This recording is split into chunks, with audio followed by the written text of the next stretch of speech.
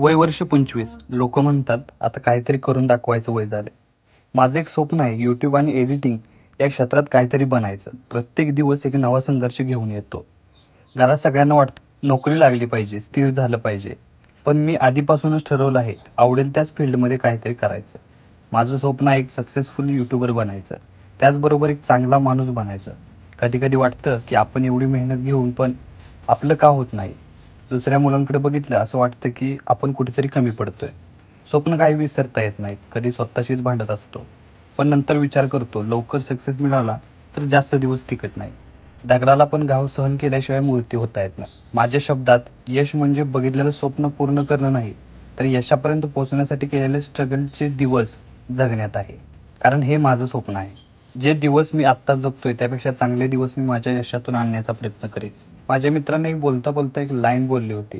त्यावेळेस त्या लाईनवर मी हसलो होतो. पण नंतर विचार केला तर ते आयुष्याचे कटू सत्य होतं. आणि ती लाईन म्हणजे जोपर्यंत आपल्या फोटोला हार लागत नाही तोपर्यंत हार मानायची नाही. 25 वय म्हणजे वळणाचा टप्पा. लोक सांगतात स्थिर व्हा, पण मी म्हणतो स्वप्नासाठी झगडा. कारण एखाद्या स्वप्नासाठी लढणं हेच खऱ्या आयुष्याचं खरं यश आहे. स्वप्न लहान असू शकतात पण त्यासाठी झालेली झुंज मोठी असते. बाकी आयुष्य आहे चालायचं.